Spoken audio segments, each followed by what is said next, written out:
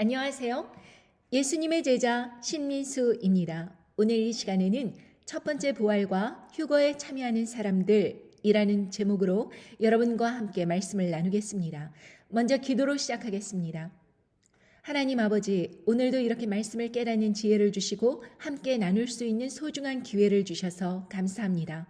이 마지막 때를 살아가는 저희들이 하나님 아버지의 말씀에 깨어서 바르게 저희들의 신앙을 준비할 수 있도록 인도하여 주시기를 간절히 바랍니다. 믿음이 있다면 끝까지 하나님 아버지의 말씀을 붙들 수 있도록 그렇게 성령님께서 지켜주시기를 간절히 바라며 오늘 이 시간 처음부터 끝까지 성령님께서 인도해 주시기만을 간절히 바랍니다. 이 모든 말씀 우리 주 예수 그리스도 이름 받들어 간절히 기도드리옵나이다. 아멘. 여러분, 우리는 생각하기에 이 세상에서 가장 훌륭하게 사는 사람들을 말해보라 하면은 경제적으로 부유하고 그리고 자녀들이 잘 크고 윤택하고 그렇게 사는 사람들을 잘 사는 사람들이라고 생각합니다. 그러나 그러한 사람들도 이제 결국에는 죽음을 맞이한다는 것입니다. 그러나 죽음을 맞이할 때 자신의 삶이 하나님 아버지 안에서 준비되지 않은 상태로 그렇게 죽음을 맞이하게 된다면 그 사람이 아무리 훌륭하게 그렇게 사람들에게 인정을 받고 그렇게 아름다운 생활을 해오고 외모도 아름답고 자녀들도 잘 자라고 뭐 하나 부족한 것 없이 그렇게 신앙생활을 했다고 하더라도 결국에 하나님 아버지 말씀에 준비되지 않는다면 그 사람은 다른 세상 사람들과 똑같이 그러한 평범한 죽음을 맞이하게 되는 것입니다. 저는 예전에 어린 시절에 아주 힘든 고난을 겪었습니다. 제가 열심히 공부했지만 새벽 2시까지 공부를 하고 5시에 일어나서 또 조깅을 하면서 그렇게 서울대학 하면서 네 박자에 맞춰서 그렇게 조깅을 하면서 잠을 억지로 깼습니다.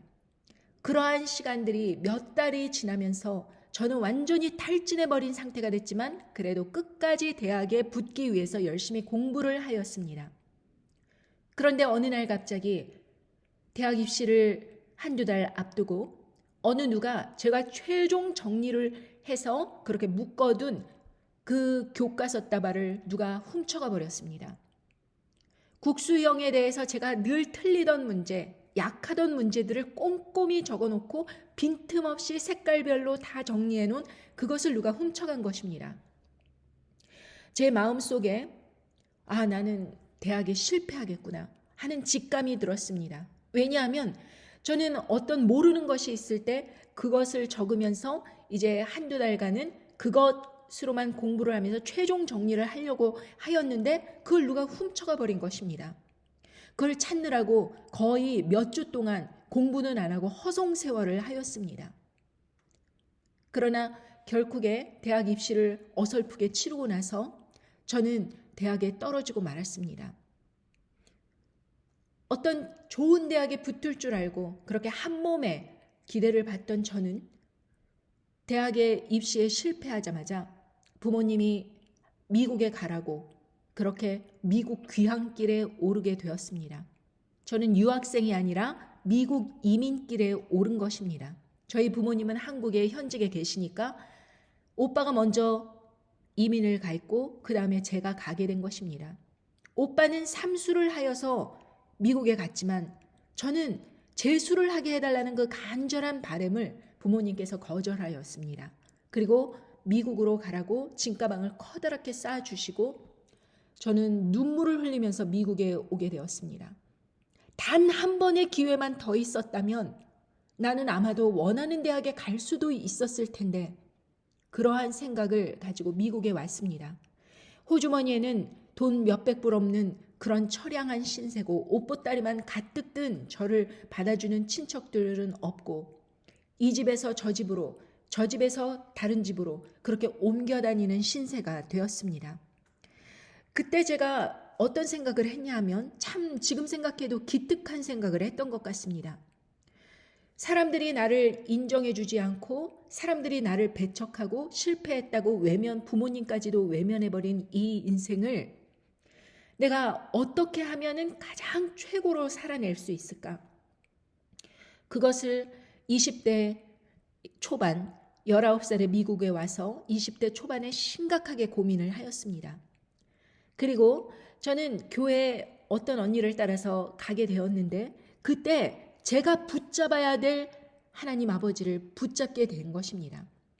그래, 나는 아무것도 없고 지식도 없고 그리고 어떤 커다란 성과도 없지만 하나님 아버지만을 붙잡으면 내 인생은 그래도 남들보다 잘 살 수 있을 것이다. 그러한 희망을 갖고 저는 남의 집에 더부살이를 하는 그런 과정 속에서 침대에 쪼그려 앉아갖고 기도를 하다가 다음날 아침이 될 때까지 그 자리에서 그대로 기도를 하다 잠이 들어서 일어나서 학교를 갔었던 기억이 납니다.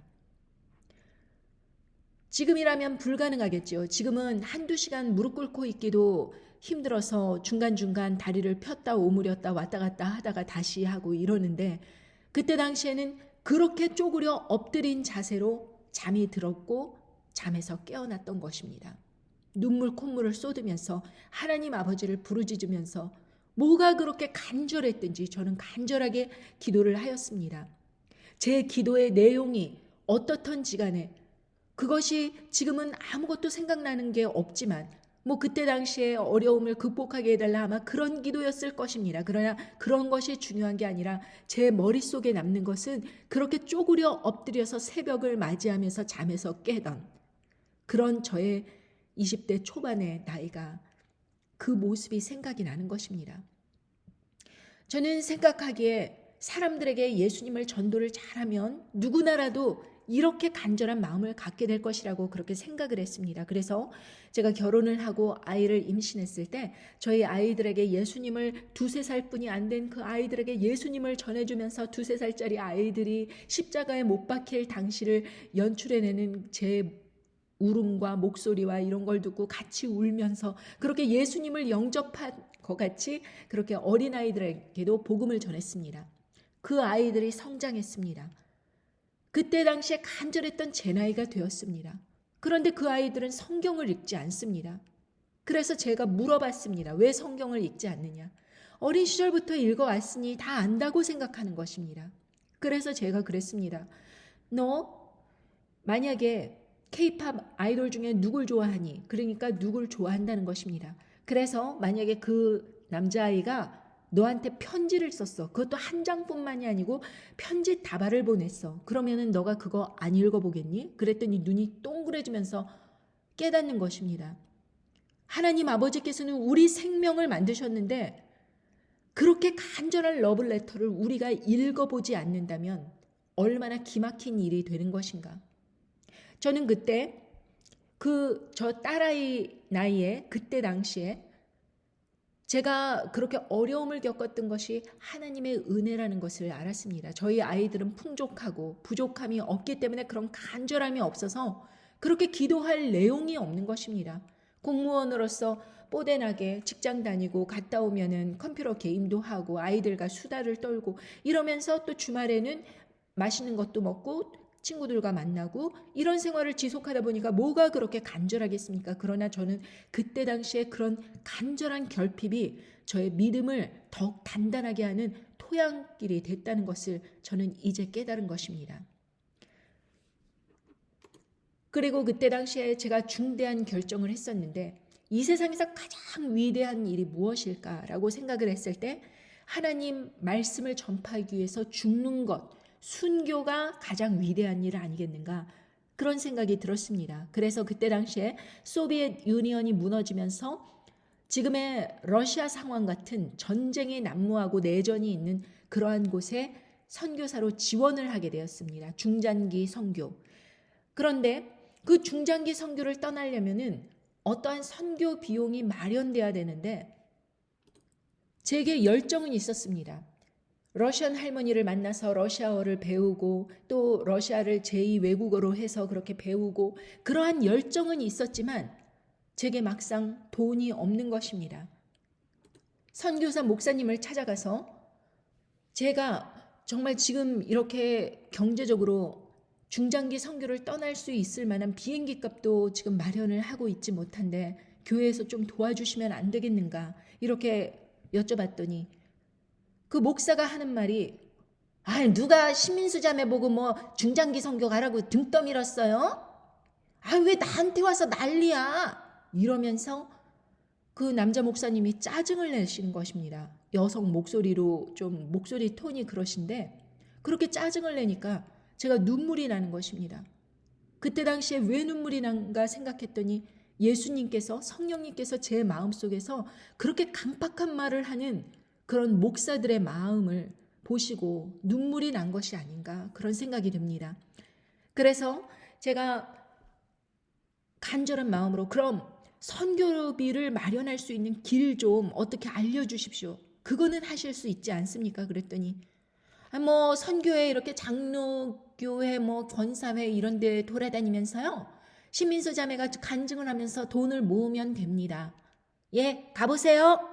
이러면서 저를 내치는 것입니다.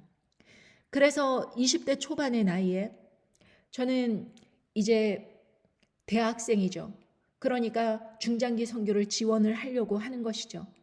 그리고 나서 권사회, 장로회 이런 데를 돌아다니면서 그 교회가 제법 큰 교회였었는데 선교비 좀 한 푼만 달라고 그렇게 구걸하듯이 그렇게 이야기를 하는 것입니다.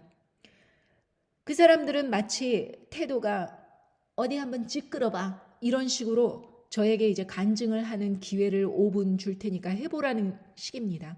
그래서 제가 눈물부터 흘리면서 그냥 몇 마디 하니까 5분이 지나가 버리는 거예요. 그러더니 점심시간이 됐다고 그러면서 권사 하나가 벌떡 일어나더니 그쪽 당번은 누구야? 그쪽에 가서 갖고 오고 내가 먼저 갈게. 이러면서 정신을 쑥 빼더니 다들 일어나서 이렇게 가버리고 권사 하나가 제 앞으로 오더니 내 손녀 생각이 나서 그러는데 부모님 생각도 해야지요. 그렇게 막 유학 보내주고 그랬는데 막 지가 그렇게 하면 되겠어? 이러면서 가보라는 것입니다. 그래서 그 돈 때문에 선교비 모금 때문에 저는 처참하게 꿈을 접을 수밖에 없었습니다.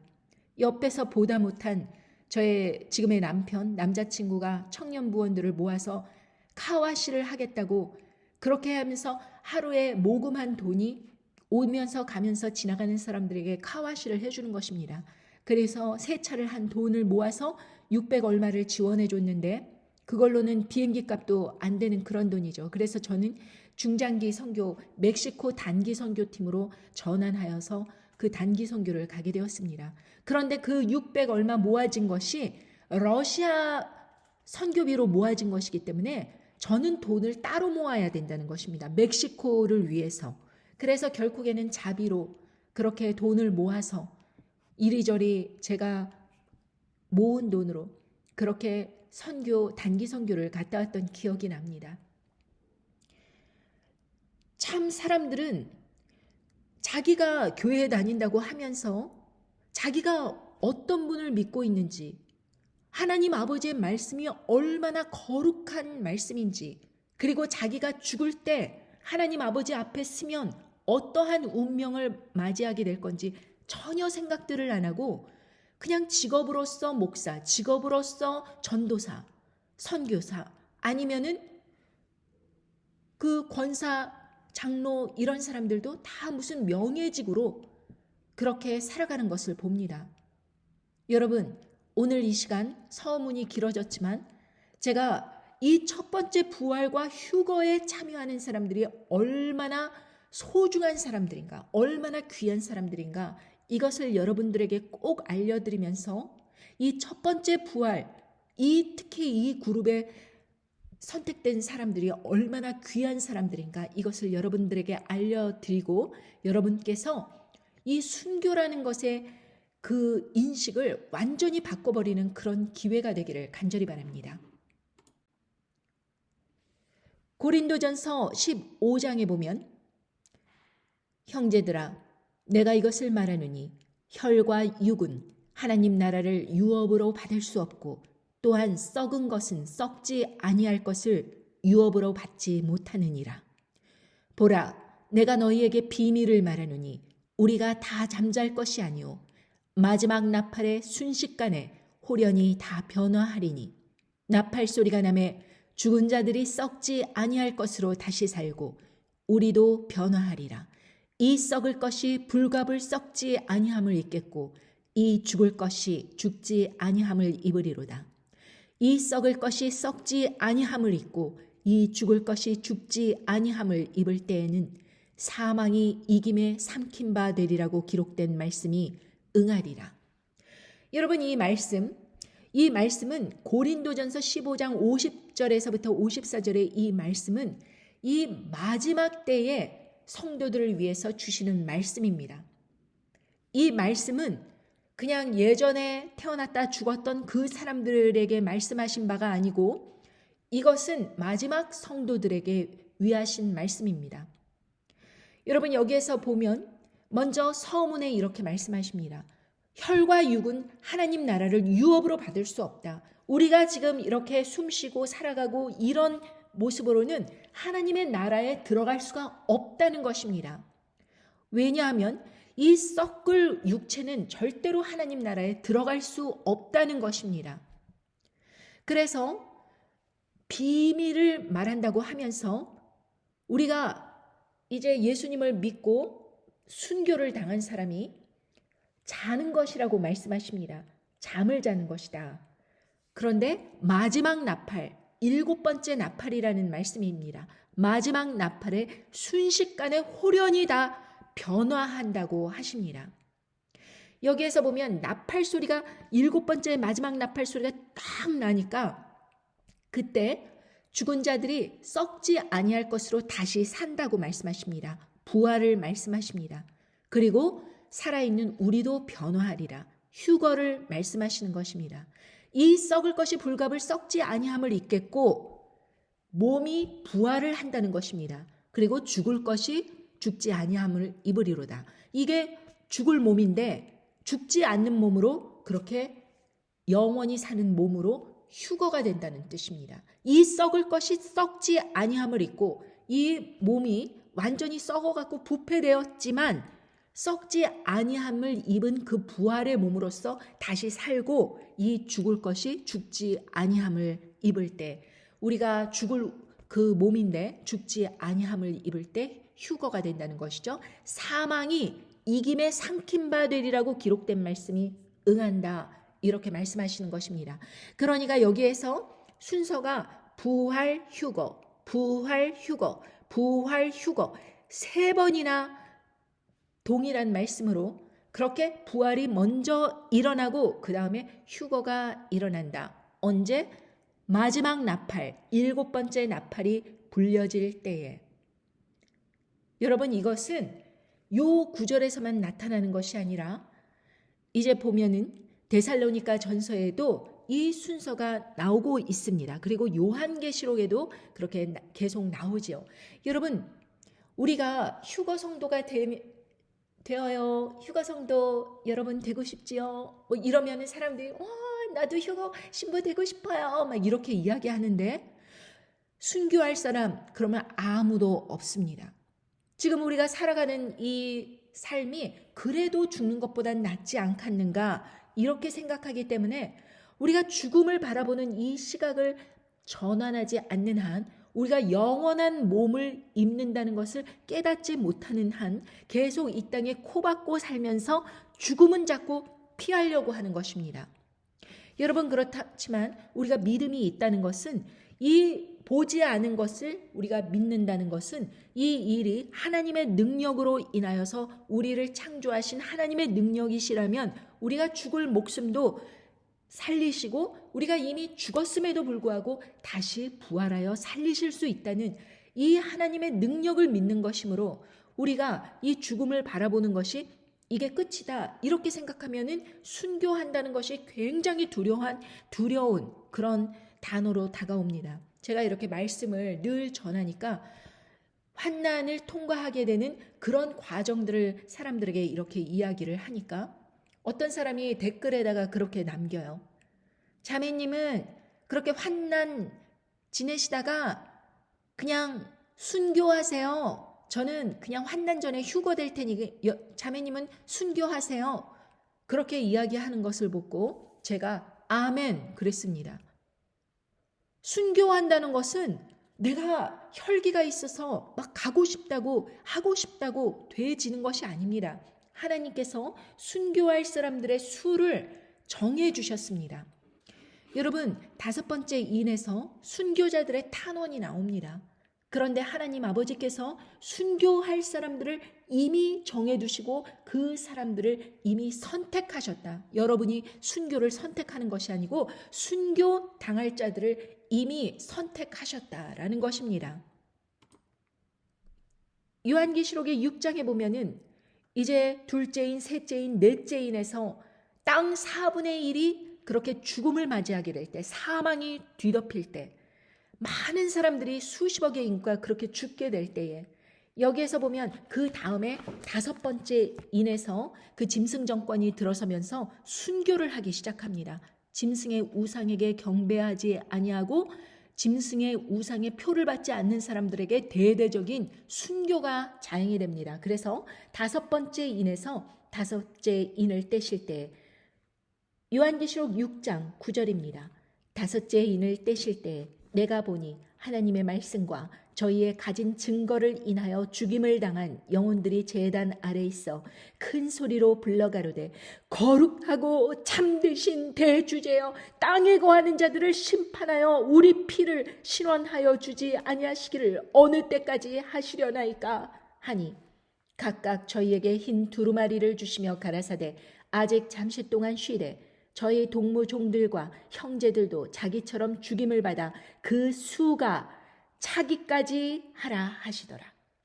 그 순교당하는 사람의 수가 정해져 있다 이것입니다. 내가 순교자가 되고 싶다고 막 순교할 수 있고 그런 것이 아니라 순교자의 수가 딱 정해져 있는데 그 순교자의 수에 내가 들어가면 할렐루야고 안 들어가면 할 수 없는 것이고, 이렇게 아무튼 순교자의 수가 정해져 있다는 것입니다. 그 순교당할 당시에는 두렵겠지요. 괴롭겠지요. 그러나 하나님 아버지의 은혜로 그렇게 많은 사람들이 이제 많이 죽을 때에 그 순교자들의 수가 딱 차면은 그때 첫 번째 부활이 일어난다는 것입니다. 자, 여기에서 보면 여러분들은 휴거를 기다리는 사람들에게 찬물을 끼얹는 그런 말씀이 될지도 모르겠지만, 부활이 없는 상황에서 휴거는 없습니다. 부활이 먼저 일어나고 그 다음에 휴거가 일어나는 것입니다. 자, 보겠습니다. 데살로니가 전서 4장 15절입니다. 우리가 주의 말씀으로 너희에게 이것을 말하노니 주 강림하실 때까지 우리 살아남아 있는 자도 자는 자보다 결단코 앞서지 못하리라. 주께서 호령과 천사장의 소리와 하나님의 나팔로 체인이 하늘로 쫓아 강림하시리니 그리스도 안에서 죽은 자들이 먼저 일어나고 그 후에 우리 살아남은 자도 저희와 함께 구름 속으로 끌어올려 공중에서 주를 영접하게 하시리니 그리하여 우리가 항상 주와 함께 있으리라. 자, 여기서도 말씀에 분명히 보면은 결단코 앞서지 못한다. 살아있는 사람이 죽은 자보다 앞서지 못한다. 여러분, 제일 먼저 상급을 주시는 분들은 순교자들입니다. 순교자들보다 살아있는 사람들이 먼저 갈 수 있다? 그것은 성경에 위배되는 말씀입니다. 하나님 아버지께서 상급을 주실 때 제일 첫 번째 라인에 있는 사람들이 순교자라는 것입니다. 그 사람들이 첫 번째 부활에 참여를 해야지 그 다음에 휴거가 일어나는 것입니다. 여기에서 호령과 천사장의 소리와 하나님의 마지막 나팔이죠. 친히 하늘로 쫓아 이렇게 강림하실 때에 영광스러운 그날에 그리스도 안에서 죽은 자들, 순교자들이 먼저 일어나는 것입니다. 그리고 그 후에 그 광경을 바라보면서 우리 살아남은 자도 저희와 함께 구름 속으로 끌어올려 공중에서 주를 영접하게 하신다. 이렇게 말씀하시는 것입니다. 그러니까 무덤이 열리면서 많은 사람들이 주 안에서 순교를 했던 사람들이 첫 번째 부활에 참여를 하면서 전 세계 곳곳에서 쫙 예수님과 함께 있게 되는 것입니다. 그리고 나서 그 광경을 바라보면서 살아있는 자도 저희와 함께 구름 속으로 끌어올려 잡아 당겨지는 것입니다. 살아있는 채로 몸이 형질이 바뀌는 것입니다. 그러니까 썩어진 그 몸이지만 어떤 사람은 뭐 예를 들면 흔적도 없어졌겠죠. 다 부패가 돼서 흙으로 돌아갔는데 그 흙과 같은 그렇게 소망이 없는 그 죽었던 그 몸이 쫙 부활하여서 이제 영원히 죽지 않는 그러한 영광스러운 몸으로 변화되는 것입니다. 그리고 나서 살아있는 사람도 지금 이런 육체가 아니라 영원히 죽지 아니하는 그런 몸으로 변화되는 것입니다. 그것이 휴거입니다. 여기에서 보면 요한계시록 10장에 보면 네 번째 절에서 일곱 우레가 발할 때 내가 기록하려고 하다가 곧 들으니 하늘에서 소리가 나서 말하기를 일곱 우레가 발한 것을 임봉하고 기록하지 말라 하더라. 왜 그러냐 하면은 이제 그 요한이 다 이 말씀을 이렇게 적으려고 하니까 지금 이 환난전 휴거서를 외치는 사람은 예전서부터 수천 년서부터 있었습니다. 뭐 지금에서 새롭게 나온 그런 학설이 아닙니다. 로만 캐톨릭에서부터 꾸준히 주장해 오던 것이 환난전 휴거된다. 이 주장입니다. 그러니까 거짓 메시지이죠. 그러니까 대부분의 사람들은 환난전 휴거를 신학에서 그렇게 받아들이니까 그것이 당연한 건 줄 알지만 그것을 그렇게 하나님께서 디자인해 놓으신 이유가 이것을 그렇게 다 비밀을 알려주면은 그러한 거짓된 메시지가 이제 다르게 나오는 것입니다. 그래서 하나님께서는 그 의중, 그 진실로 믿는가 안 믿는가 그것을 알기 위해서 환난전 휴거를 외치는 사람들은 그렇게 믿게 내버려 두시는 것입니다. 그래서 비밀로 붙이는 것입니다. 그러나 여기에서 보면 일곱째 천사가 소리를 내는 날 그 나팔을 불게 될 때에 하나님의 비밀이 그종 선지자들에게 전하신 복음과 같이 이루리라. 이렇게 말씀하셨습니다. 이 비밀, 바로 예수님 안에서 죽은 자들이 먼저 부활을 하고 예수님 안에서 순교를 당했다는 것은 이 예수님 그 이후에 제자들도 그렇고 많은 사람들이 순교를 당했습니다. 복음을 전하다가 전 세계에 흩어져서 복음을 전하다가 여기에서 죽고 저기에서 죽고 많은 순교자들의 피가 이 땅에 뿌려져서 수많은 사람들이 이제 복음을 듣게 되었습니다. 그것이 거짓 복음으로 변질되었든지 어쨌든지 아무튼지 간에 사람들이 그 복음을 전하기 위해서 자신의 목숨을 바친 그런 열정으로 가득 찬 사람들이 있었다는 것입니다. 그 사람들이 첫 번째 부활에 참여할 때 그리고 나서 이제 부활이 일어나는 것입니다. 그러므로 이 일곱 번째 나팔까지 여러분 어떤 재앙들이 있는지 한번 살펴보겠습니다. 자, 여러분 우리가 짧게 이렇게 말씀을 드리자면 첫 번째 인이 떨어지면서 2021년도에 그렇게 세계적으로 미혹을 뿌려서 파마케이아가 전 세계에 그렇게 뿌려졌습니다. 그런 것이 우리의 눈에는 그렇게 재앙같이 보이지 않지만 그것은 사람의 몸을 참 있어서는 안 될 일이 일어난 것입니다. 그리고 두 번째, 붉은 말을 탄 자가 일어나서 서로가 서로를 죽이게 하는 전쟁을 예언하십니다. 이제 지금 이 일이 지금 이 세상에 진행되고 있는데 결코 그 끝은 핵전쟁이다. 제가 말씀드린 바가 있습니다. 셋째 인이 떨어지면서 이제 기근이 창궐하게 됩니다. 왜냐하면 그 농작물이 다 피폐해지고 그리고 핵낙진으로 인해서 더 이상 먹을 수 없고 그래서 저장을 해놓은 그 적그리스도 정권이 바로 사람들에게 그렇게 배급을 하면서 사람들을 단일 정권으로 이렇게 묶을 수 있는 그러한 엄청난 파워를 갖게 되는 것입니다. 식량을 지배하는 자는 전 세계를 지배한다고 하였습니다. 그래서 기근이 찾아옴으로 인해서 그렇게 넷째 인해서 청생마를 탄 자가 죽음과 흉년을 가져오면서 사망이라 그랬는데 여기에서 흉년과 사망과 땅의 짐승으로서 죽이더라. 검과 흉년과 사망과 땅의 짐승 네 가지로 죽이는 것입니다. 전쟁, 흉년, 기근, 사망, 땅의 짐승. 이 땅의 짐승으로서 죽인다는 것은 바로 순교자들이 배출된다는 것이죠. 자, 그러고 나서 다섯째 인에서 그렇게 순교자들이 탄원을 하는 것이 나오고 일곱째 인에서 일곱째 인에서 바로 일곱 천사가 일곱 나팔을 받게 됩니다. 그런데 이 여섯째 인과 일곱째 인 사이에 하나님 아버지께서 인을 치시는 것입니다.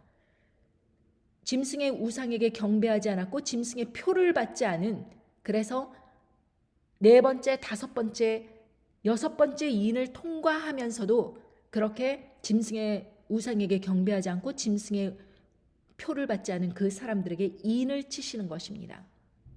그리고 그 사람들은 하나님의 종들이십니다. 자, 어떤 사람은 이 사람들이 이스라엘 백성, 그러니까 이스라엘에 있는 그 사람들이다 이렇게 이야기하는 사람들이 있는데 그렇지 않습니다. 짐승의 표를 거부하고 짐승의 우상에게 경배하지 않은 사람들, 그 사람들을 선별해서 하나님 아버지께서 인을 치시는 것입니다.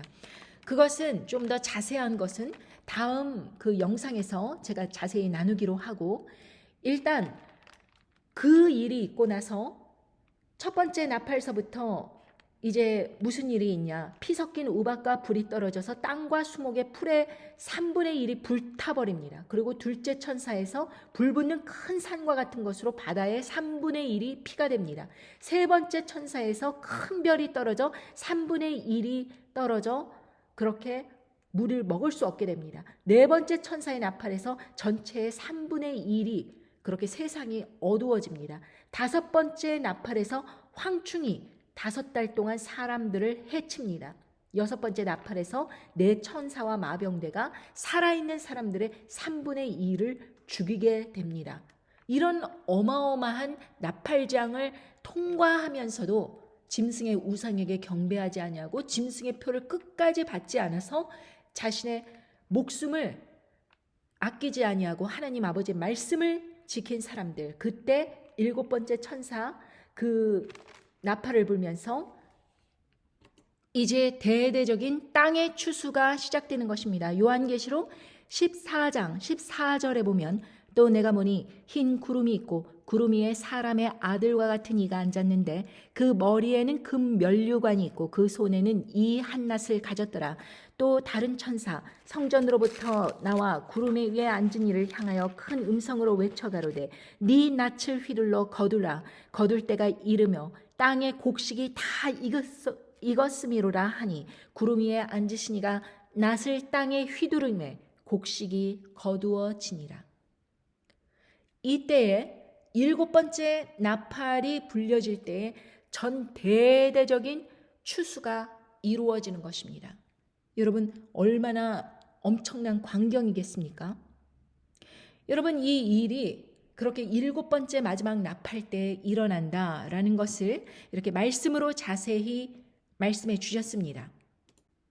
자, 그렇다면 이 마지막 나팔은 대략 언제쯤이 될까? 이 마지막 일곱 번째 나팔은 이 7년 한일에 약 7년 2개월입니다. 한일의 동안에 언제쯤이 될까라고 우리가 물어볼 수 있습니다. 그것을 다니엘 8장에서 우리가 그 해답을 찾아볼 수 있습니다.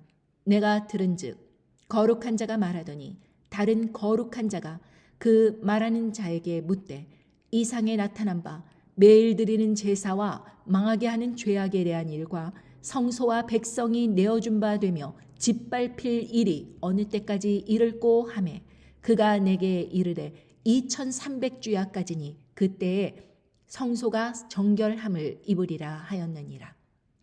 여러분 2300주야라는 것은 약 6년 2개월입니다. 우리가 첫 번째 인이 2021년도 어느 때쯤 띄어졌는지 우리는 자세히 알 수는 없습니다. 어떤 구체적인 날짜를 말한다는 것은 극히 위험한 일입니다.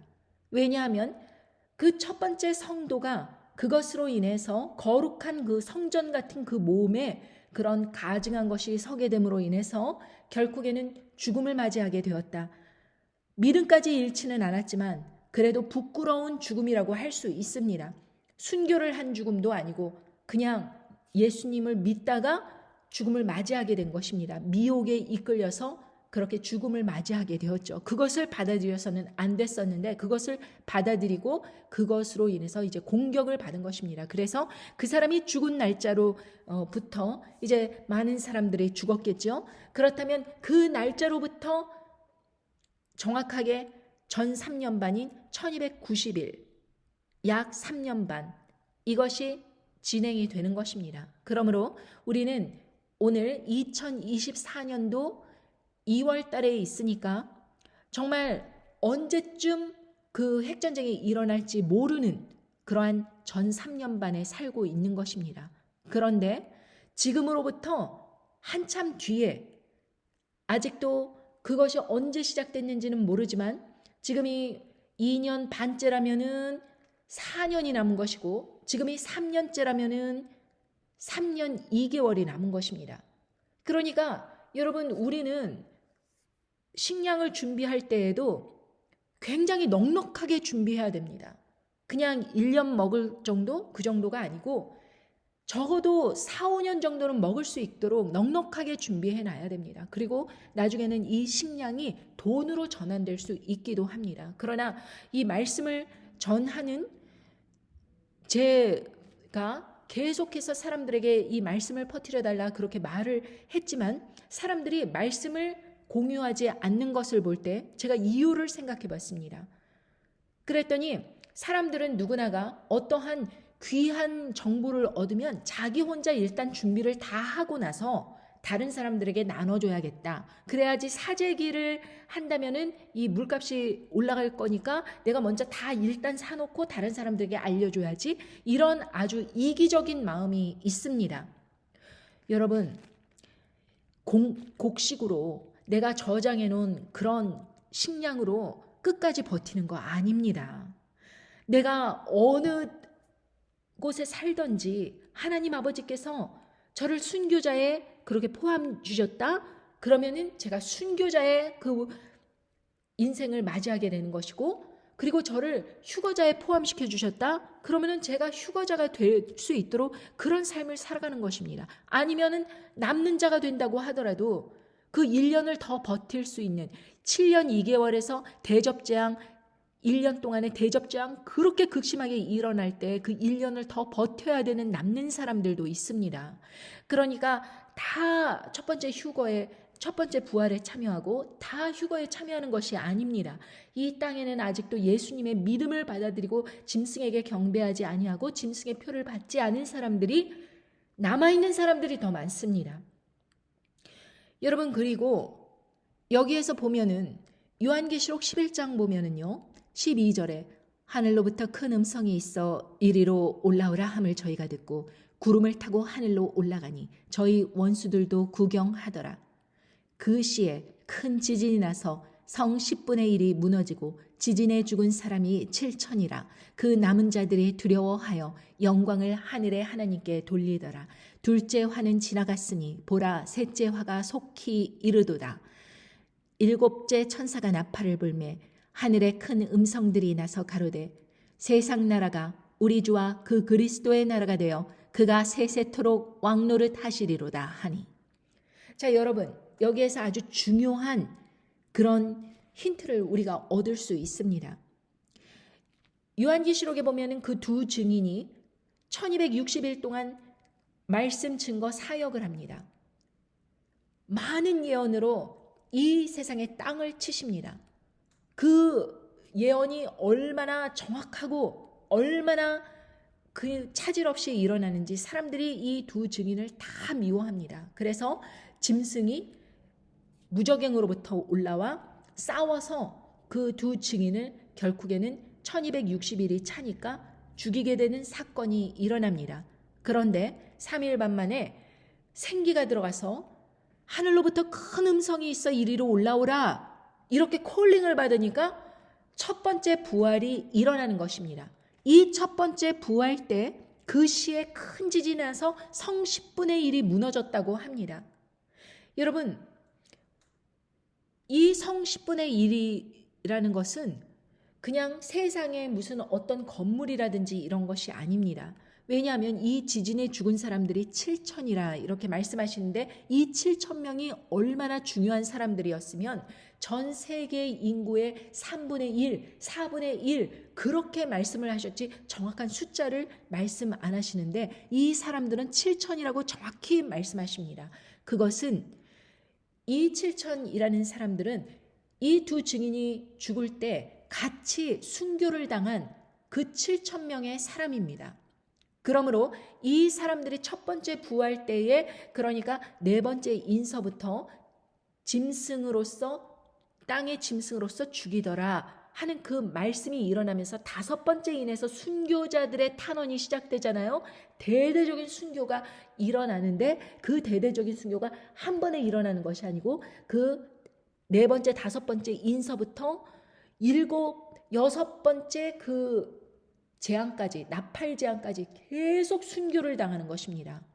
그때 그 사람들이 죽었는데 그 두 증인과 함께 때가 참에 그 순교자의 숫자가 딱 차는 것입니다. 이 7천 명, 두 증인을 포함한 7천 명을 포함해서 딱 숫자가 채워지니까 성 10분의 1이 와르르 무너지면서 그렇게 이제 하늘로 죽지 않는 그런 영원한 몸으로 첫 번째 부활이 쫙 되는 것입니다.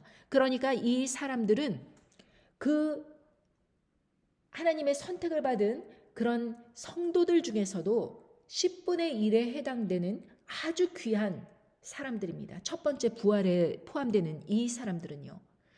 그러니까 여러분, 이 순교자에 포함된다는 것을 사모하시기 바랍니다. 그냥 되면 할 수 없고 뭐 안 되면 뭐 휴거되지 뭐 이런 식으로 생각하다가는 여러분 대접재앙까지 남을 수 있습니다. 그러니까 여러분들이 정말 때가 되든지 안 되든지 그러한 믿음을 달라고, 하나님 말씀을 이 세상에 무엇보다도 사랑할 수 있는 그런 간절한, 죽음보다도 더 사랑할 수 있는 그러한 믿음을 달라고 여러분들과 저는 그렇게 간절히 하나님께 소원해야 되는 것입니다.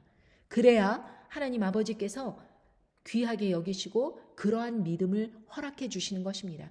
순교 무서워. 나 그런 건 싫고 나 그냥 예쁘게 살다가 뭐 휴가 쏙 되면, 이거는 장난치는 것입니다, 여러분. 그런 일은 일어나지도 않고 그런 마음가짐으로 여러분 이 환난을 통과한다면 다 넘어지고 자빠지고, 사람들이 야, 너 그거 아직도 안 받았어? 너 그거 안 하면은 신고할 거다 막 이러면은 깜짝 놀래갖고 기겁을 해갖고 가갖고 짐승에 경배하고, 그리고 짐승의 표까지 할 수 없지 뭐 이러면서 받아들이는 사람들이 있게 됩니다. 이런 나약한 애리튜드로는.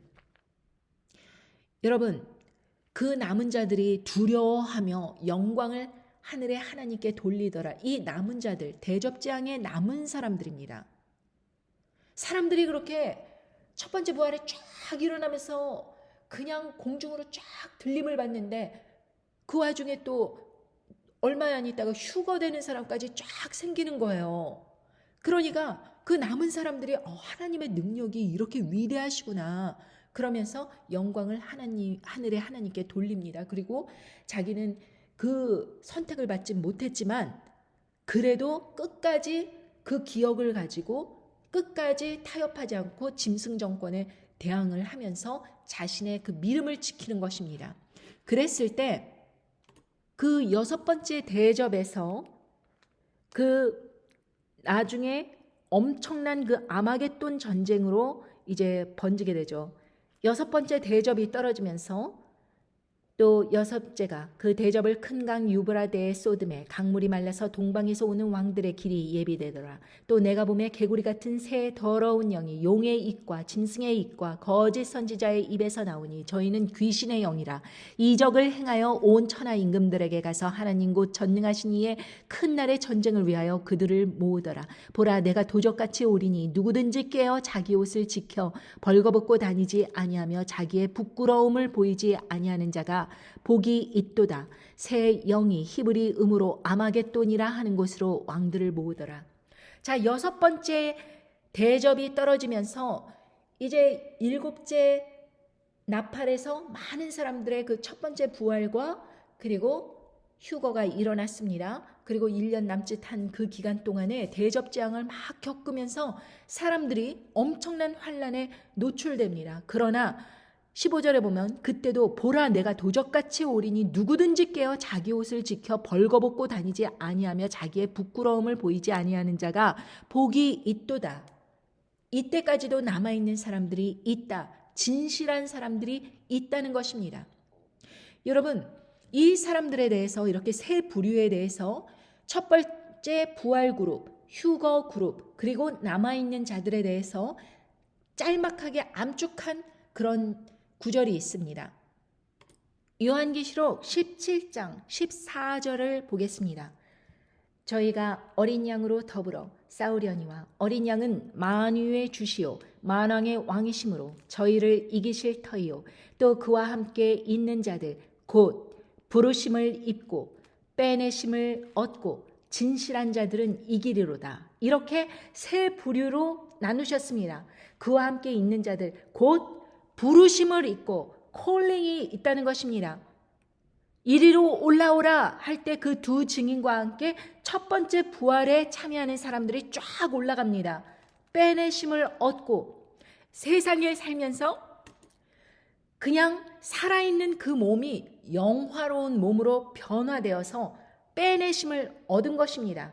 그리고 대접재앙에서 남아있는 진실한 자들 이렇게 세 부류로 나누시는 것입니다. 부르심을 입고 빼내심을 얻고 진실한 자들은 이기리로다. 여러분, 아마겟돈 전쟁으로 그렇게 왕들을 모아서 세상 사람들을 다 모아서 짐승의 우상에게 경배하고 짐승의 표를 받은 사람들도 다 모아서 무엇을 하려고 하느냐? 바로 이렇게 부르심을 입고 부활이죠. 빼내심을 얻고 휴거죠. 진실한 자들, 남아있는 사람들, 이 사람들. 그런데 여기에서 진실한 자들은 그래도 땅에 계속 남아있는 상태인데 아까 뭐라 그러셨습니까? 요한계시록 15절에서 16장 15절에서 이렇게 말씀하셨습니다. 보라 내가 도적같이 오리니 누구든지 깨어 자기 옷을 지켜 벌거벗고 다니지 아니하며 자기의 부끄러움을 보이지 않은 자가 복이 있도다. 이렇게 말씀하셨습니다. 도적같이 예수님께서 그 부활되고 첫 번째 부활에 참여하고 그리고 휴거된 사람들, 이 사람들은 군인입니다. 이 사람들은 용감한 사람들입니다. 이 사람들은 하나님의 말씀으로 이 세상을 반격하며 그렇게 싸우는 사람들입니다. 이렇게 어마어마한 믿음의 용사들과 함께 예수 그리스도께서 오시는 것입니다. 그래서 그 새 영이 히브리음으로 아마겟돈이라 하는 곳으로 왕들을 모으더라. 이렇게 세상 왕들과 백마탄 예수님께서 쫙 싸우는데 그 뒤를 그렇게 부활에 참여하고 휴거를 받고 그런 사람들이 뒤를 따라서 같이 오는 것입니다. 천사들과 함께. 그러니까 이 사람들이 천국에 가서 룰루랄라 하고 놀고 있는 게 아니에요. 자, 보십시오. 요한계시록 19장 13절부터 읽어보겠습니다. 또 그가 피 뿌린 옷을 입었는데 그 이름은 하나님의 말씀이라 칭하더라. 하늘에 있는 군대들이 희고 깨끗한 세마포를 입고 백마를 타고 그를 따르더라. 그의 입에서 이 한 검이 나오니 그것으로 만국을 치겠고 친히 저희를 철장으로 다스리며 또 친히 하느님 곧 전능하신 이의 맹렬한 진노의 포도주의 틀을 밟겠고 그 옷과 그 다리에 이름 쓴 것이 있으니 만왕의 왕이요 만주의 주라 하였더라. 여기서 보면 하늘에 있는 군대들이 희고 깨끗한 세마포를 입고 백마를 타고 그를 따르더라. 바로 부활되고 휴거된 사람들이 이제 다시 예수님과 함께 영광의 모습으로 쫙 오는 것입니다. 그 뒤를 따라서. 그러니까 이 사람들이 에스겔서에 보면은 군대에 부활이 된 그 사람들이 바로 큰 군대로 섰다고 그런 말씀을 하시는 것입니다. 구약의 말씀과 이 신약의 요한계시록의 말씀이 다 연결이 되는 것입니다. 에스겔서 37장에 보면은 그 마른 뼈의 환상이 나옵니다. 거기에서 37장의 7절에 보니까 이에 내가 명을 쫓아 대언하니 대언할 때에 소리가 나고 움직이더니 이 뼈 저 뼈가 들어맞아서 뼈들이 서로 연락하더라. 내가 또 보니 그 뼈에 힘줄이 생기고 살이 오르며 그 위에 가죽이 덮이나 그 속에 생기는 없더라. 또 내게 이르시되 인자야 너는 생기를 향하여 대언하라. 생기에게 대언하여 이르기를 주 여호와의 말씀에 생기야 사방으로부터 와서 이 사망을 당한 자에게 붙어서 살게 하라 하셨다 하라. 이에 내가 그 명대로 예언하였더니 생기가 그들에게 들어가매 그들이 곧 살아 일어나서 서는데 극히 큰 군대더라. 여러분 여기에서 보면 극히 큰 군대가 첫 번째 부활에 그렇게 참여하는 것입니다. 이 사람들이 그냥 어떤 뭐 흰옷을 입은 그런 천사같이 그렇게 나오는 것이 아니고 극히 큰 군대라는 것입니다. 예수님 때서부터 얼마나 많은 사람들이 살육당하고 예수님을 믿는다는 것 때문에 순교를 당하고 그런 일이 일어났습니까? 그러니까 예수님 안에서 목배임을 당한 영혼들과 그 사람들이 그렇게 큰 군대로 일어서는 것입니다. 이것은 요한계시록에도 나옵니다. 이 순교자들은 하나님의 종입니다. 하나님의 종으로서 순교를 당하는 것입니다. 이 바벨론 음녀에 의해서 그렇게 순교를 당하고 짐승으로 인해서 순교를 당하고 이 세상 왕들에 의해서 수도 없이 2000년 동안 그렇게 순교를 당했던 그런 사람들이 모두 일어서는 것입니다. 요한계시록 19장 2절에서도 보면 그의 심판은 참되고 의로운지라 음행으로 땅을 더럽게 한 큰 음녀를 심판하사 자기 종들의 피를 그 손에 갚으셨도다 하고 두 번째 가로되 할렐루야 하더니 그 연기가 세세토록 올라가더라. 여러분 하나님의 종들은 죽음을 두려워해서는 안 됩니다. 하나님의 종들이라면 하나님의 말씀을 가지고 세상 사람들에게 전하는 것이고 하나님의 말씀을 가지고 세상 사람들에게 전한다 함은 바로 그 죽음을 넘어선 하나님의 능력을 선포해야 되는 것입니다. 그런데도 불구하고 많은 이 세상의 교회 목사들은 그냥 세상에 코박고 살고 있는 이 땅의 사람들에게 계속 코박고 살라고 그렇게 말을 전하고 있는 그런 사람들입니다. 물론 아주 극히 드물게 하나님의 종으로서 그렇게 어려운 사역을 끝까지 진행하는 분도 간혹 있기는 하겠지요. 그러나 대부분의 사람들은 큰 교회를 그렇게 권리를 누리면서 자신의 이득을 챙기면서 자신의 배를 채우면서 사람들에게 진정된 복음을 전하지 않는 것입니다. 제가 예전에 2015년도에 저기 멀리 그 벤츠 회사를 다니고 있었습니다. 그래서 너무 긴 길이었는데 한 2시간 정도 걸렸는데 그날따라 눈이 왔어요. 아주 작은 눈이라서 이 눈차가 그 제설차가 작동이 안 되는 바람에 길이 미끄러워서 사고가 많이 났습니다. 그러니까 도로가 그냥 꽉 막혀갖고 하이웨이가 계속 범퍼 투 범퍼로 가지 않는 것입니다. 집에 오는데 한 6시간, 7시간 걸리는 것입니다. 화장실은 가고 싶고 잠은 자꾸 쏟아지고 그리고 길은 꽝꽝 얼어서 차들이 미끄러져서 사고가 나 있고 진척이 안 되는 것입니다. 그때 제가 하나님께 하나님 제가 더 이상 이 세상에 돈을 벌려고 이렇게 애쓰는 것이 너무나도 한심합니다.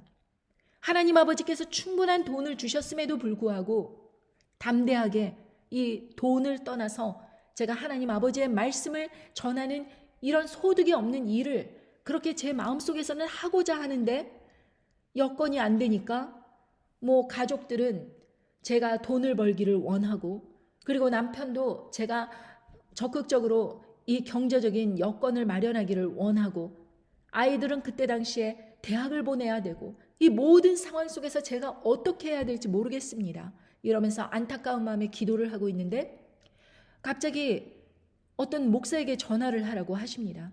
그때가 수요일이었었는데 제가 막 가슴이 두근거리면서 그 목사가 저에게 꼭 필요한 말을 해주리라 이런 생각이 들고 그래갖고 하나님 감사합니다 하고 전화를 했더니 수요 집회에 가셨다는 겁니다. 그래서 돌아오면 꼭 전화를 부탁드린다고 사모님에게 간곡히 부탁드리고 그 사모가 이제 목사에게 전화 얘기를 해줬겠죠.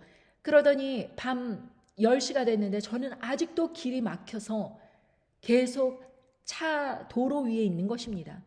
그런데 전화가 오는데 얼마나 기쁜지 제가 이런저런 사정을 말하고 제가 이제 하나님의 말씀을 이렇게 뜨거운 마음에 세상 사람들에게 전하고 싶은데 제가 어떻게 해야 좋겠습니까? 이러면서 이제 간곡히 이야기를 했더니 뭐 밥을 먹는지 어쩐지 쩍쩍거리는 소리도 나고 이러고 하는데 갑자기 이제 말소리가 들리면서 아유, 자매님, 그냥 하던 일 계속 하면서요. 헌금 이렇게 쭉쭉 내시고, 그냥 이렇게 책 쓰신 거 있잖아요. 그거 슬슬 이렇게 사람들에게 좀 나눠주시고, 아유, 그렇게 하시면 됩니다. 뭐 그렇게 힘 뺄 필요 없어요. 이러는 겁니다.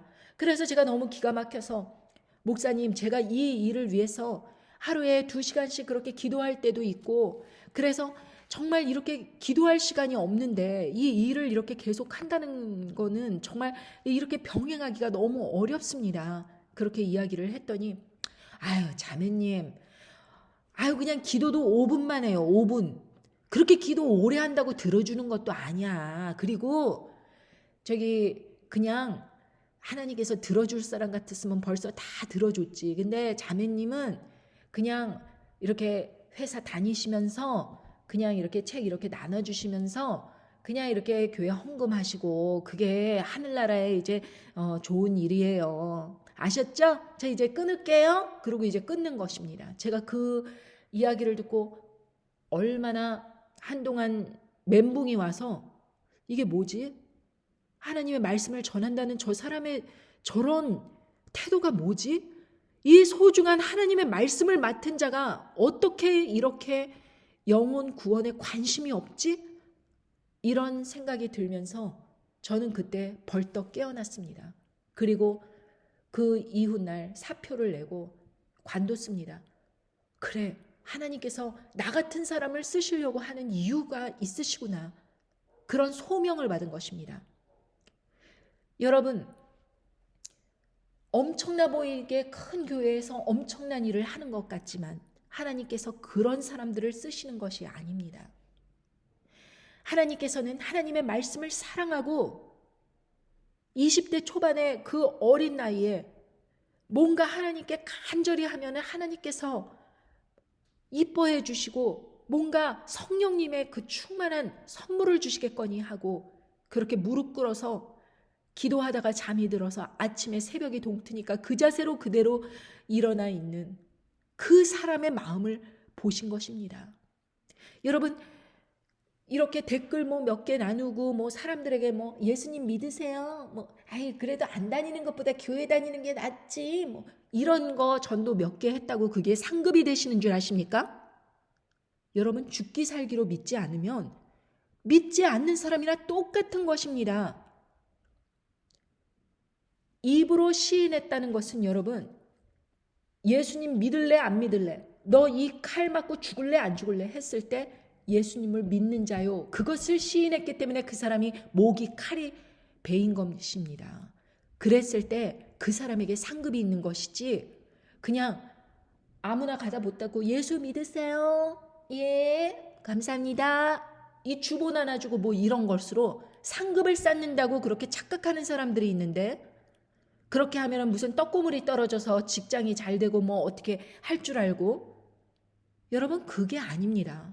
여러분 간절함이 있어야 됩니다. 정말 하나님께서 내 목숨줄을 언제든지 놓으실 수 있다는 것을 생각해야 됩니다. 내가 이 순간 이 말씀을 전하지 않고 그냥 방만하게 살고 있으면 언제든지 내 목숨을 데려가실 수도 있는 분이 하나님 아버지십니다. 내 목숨은 하나님 아버지께 달려있는 것입니다. 그런 간절함으로 그렇게 순교자의 대열에 서기를 간절히 소원하더라도 그 사람의 믿음의 분량이 그 정도 안 되면은 하고 싶어도 못하는 게 순교입니다.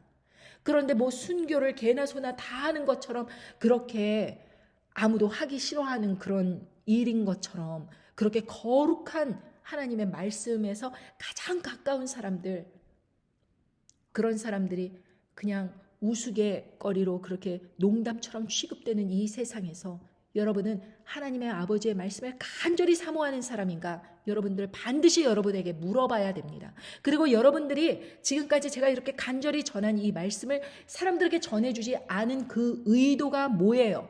결국에는 다른 사람도 나처럼 준비하고 사재기하고 믿음으로 크게 성장할까 봐 그러는 거 아니에요? 여러분, 그런 이기적인 마음이 어디 있습니까? 하나님께서 왜 제게 주시는 줄 아십니까? 제가 깨달은 것을 사람들에게 전할 의도가 있는 순전함이 있기 때문에 하나님께서 저를 쓰시는 것입니다. 안 그랬으면 저도 다른 사람들처럼 뭐 신학대학 디그리 좀 얻어갖고 교회에서 월급 타면서 당회장 목사 눈치 봐가면서 그 사람 좀 재수없어 뭐 이러면서 그렇게 우후루루 몰려다니는 그런 사람들과 똑같이 되는 것입니다, 여러분. 정말 하나님 아버지의 말씀을 들었다 하면 그 들었다는 것 때문에 책임감이 더 커진다는 것을 여러분들이 꼭 기억하시기 바랍니다. 전도는 해도 되고 안 해도 되는 것이 아니라 나와 함께 모으지 아니하는 자는 해치는 자니라 떨어져 나간다고 했습니다. 모으지 않으면은 하나님 아버지와 함께 모으지 않으면은 그 사람은 떨어져 나간다. 내가 뭐 매달려 있고 싶다고 해서 매달려 있는 줄 아십니까? 하나님께서 떨어져. 탁 쳐버리면 그냥 떨어져 나가는 것입니다. 하나님 아버지의 마음을 기쁘시게 해드리는 그 일을 위해서 여러분께서 순전하게 나오지 않는다면 여러분들도 세상 사람들과 똑같이 심판을 받을 수 있는 사람들이라는 걸 기억하셔야 됩니다. 여러분, 이 멸망이 다가올 때 세상 사람들은 자각하지 못합니다. 데살로니가 전서 5장 3절에서 6절을 읽어보겠습니다. 저희가 평안하다 안전하다 할 그때에 잉태된 여자에게 해산 고통이 이른과 같이 멸망이 호련히 저희에게 이르리니 결단코 피하지 못하리라. 형제들아 너희는 어두움에 있지 아니하매 그날이 도적같이 너에게 임하지 못하리니 너희는 다 빛의 아들이요 낮의 아들이라. 우리가 밤이나 어두움에 속하지 아니하나니 그러므로 우리는 다른 이들과 같이 자지 말고 오직 깨어 근신할지니라. 요즘 2024년도 2월도 이렇게 전쟁의 소문이 여기저기 들려오고 뭐 러시아 우크라이나 전쟁, 이스라엘 하마스 전쟁 그런 것뿐만이 아니라 중국이 대만을 침략할 계획을 갖고 있고 북한이 남한을 침공하려는 그런 의도를 노골적으로 보이고 있고 전 세계에서 여기저기서 데모와 폭동이 일어나고 있습니다. 여러분, 그런데 사람들은 지금 주식이 우상향이다 뭐 어쩌다 그러면서 평온하다 안전하다 이렇게 이야기를 합니다. 그런데 그때에 갑자기 잉태된 여자에게 해산의 고통이 이른과 같이 멸망이 휴거가 아닙니다. 멸망이 호련히 저희에게 이르리니 결단코 피하지 못하리라. 여러분, 휴거가 갑자기 일어나는 것이 아닙니다. 멸망이 갑자기 일어납니다. 핵전쟁이 갑자기 일어나는 거예요. 오늘 이렇게 웃으면서 살다가 내일 일어날 수도 있는 것입니다. 그러나 형제들아 너희는 어두움에 있지 아니하매 그날이 도적같이 너희에게 임하지 못하리니 이렇게 말씀하셨습니다. 우리는 이미 알고 있어요. 이러한 일이 일어날 것이라는 걸. 왜? 2021년도에 그 사건으로 인해서 바벨론 음녀가 멸망을 받는다는 것이 예언되어 있기 때문에 그 사람들은 아무리 정말 적그리스도 세력은 아무리 말씀을 요렇게 피하고 저렇게 피하고 노력을 하려고 하더라도 결국에는 지가 걸어놓은 덫에 지가 빠져갖고 그 일이 그렇게 진행되는 것입니다. 그런데 우리는 이미 알고 있어요. 이제 엄청난 해산의 고통이 이를 날이 온다는 것을. 그리고 그것은 결국에 순교자들이 배출되고 첫 번째 부활이 일어나고 휴거가 일어나는 그 영광스러운 날이 오기 위해서 착착착착 진행되고 있다는 것을. 그래서 우리가 해야 되는 것은 오직 깨어 근신할지니라. 깨어 있어야 된다는 것입니다. 말씀에. 그런데 여러분, 순교자들의 상급이 있습니다. 요한계시록 20장 4절에서 6절을 보면요. 또 내가 보자들을 보니 거기 앉은 자들이 있어 심판하는 권세를 받았더라. 또 내가 보니 예수의 증거와 하나님 말씀을 인하여 목배임을 받은 자의 영혼들과 또 짐승과 그의 우상에게 경배하지도 아니하고 이마와 손에 그의 표를 받지도 아니한 자들이 살아서 그리스도로 더불어 1000년 동안 왕노릇하니 그 나머지 죽은 자들은 그 1000년이 차기까지 살지 못하더라. 이는 첫째 부활이라. 이 첫째 부활에 참여하는 자들은 복이 있고 거룩하도다. 둘째 사망이 그들을 다스리는 권세가 없고 도리어 그들이 하나님과 그리스도의 제사장이 되어 천년 동안 그리스도로 더불어 왕노릇하리라. 여러분, 이 첫째 부활에 참여하는 자들, 이제는 그 사람들이 이제 다시 죽지 않는 것입니다. 둘째 사망, 천년 왕국 끝에 이제 모든 사람들이 부활하는 그런 일이 일어납니다. 그때 불못으로 떨어질 자들은 다 불못으로, 생명책에 이름이 있는 자들은 생명으로, 천국으로 그렇게 들어가는 것입니다.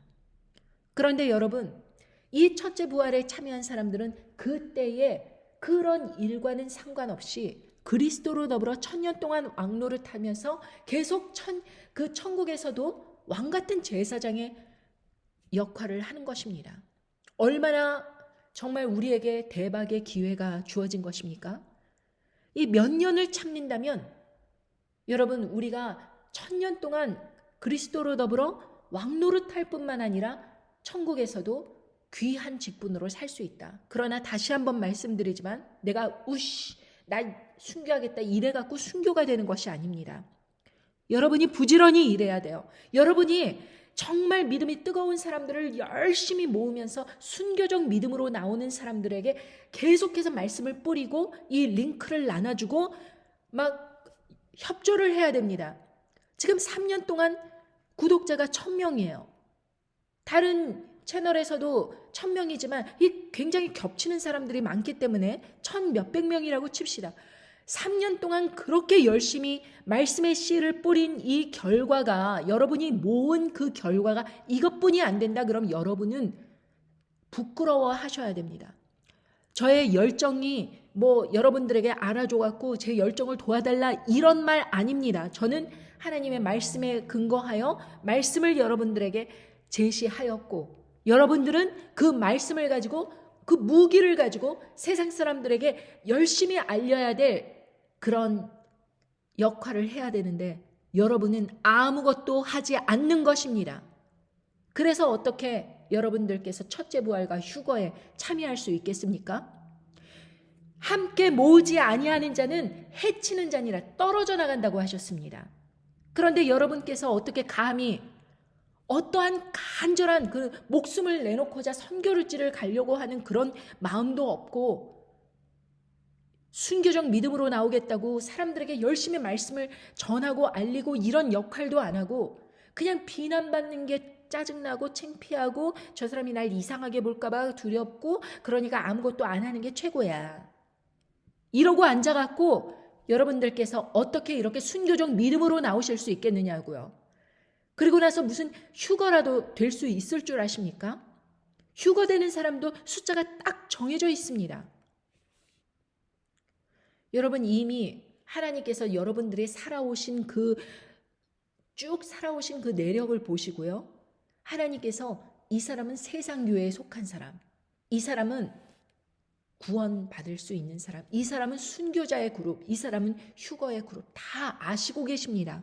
그러나 이 말씀을 듣고 마음을 변화되어서 나 여태까지 너무 안일하게 살았다. 나 이제 적극적으로 나오겠다. 이렇게 죽기 살기로 나오신다면 여러분들께서 우씨 이러면서 무슨 새로운 걸 이렇게 해야 되고 그러는 것이 아니고 이미 하나님께서 주신 말씀을 그렇게 잘못 전하다가 실족하지 말고 이 말씀이 여러분의 가슴을 쳤다면 이 말씀을 다른 사람도 듣고 준비할 수 있도록 여러분들께서 깨우시는데 함께 해주셔야 된다는 말씀을 계속해서 드리고 있는 것입니다. 저는 여러분들께서 일할 수 있는 그 환경을 만들어 드린 것입니다. 그런데 여러분은 오히려 또 짜증나게 이렇게 부탁하고 귀찮아 이러고 있다가는 여러분 참 뭐라고 말씀드릴 수 없지만 정말 암담합니다. 여러분의 믿음이 얼마큼 성장하였는지는 여러분이 오늘 어떠한 마음으로 살아가고 있는가? 아직도 세상적인 것을 이루게 해달라고 기도하고 있는가? 아니면 죽기 살기로 하나님 아버지 말씀을 깨닫는 지혜를 달라고, 그래서 끝까지 버틸 수 있고 많은 사람들에게 말씀을 전할 수 있도록 능력을 달라고, 그래서 링크가 많은 사람들이 볼 수 있도록 도와달라고. 세상 권세자들은 말씀을 막으려고 이 비밀이 밝혀지지 않고 자기들의 계획이 다 이루게 하려고 그렇게 난리를 치는데, 여러분들은 이 말씀을 다 깨닫고 알고 시기를 다 알고 그러더라도 입 다물고 살아간다면 여러분들은 그 파수꾼의 역할을 하지 않음에 대해서 책망을 들을 때 어찌하려고 하십니까? 여러분 깨어나시기 바랍니다. 그리고 준비하시기 바랍니다. 그리고 나눠주시기 바랍니다. 그리고 적극적으로 나오시기 바랍니다. 우리에게 남은 시간이 그다지 많지 않다는 것을 늘 기억하고 우리 모두 부지런히 하나님의 말씀에 근거하여 사람들을 열심히 깨우도록 합시다. 오직 깨어 근신할지니라. 부지런히 일을 합시다. 감사합니다. 좋은 하루 되십시오. 안녕히 계세요.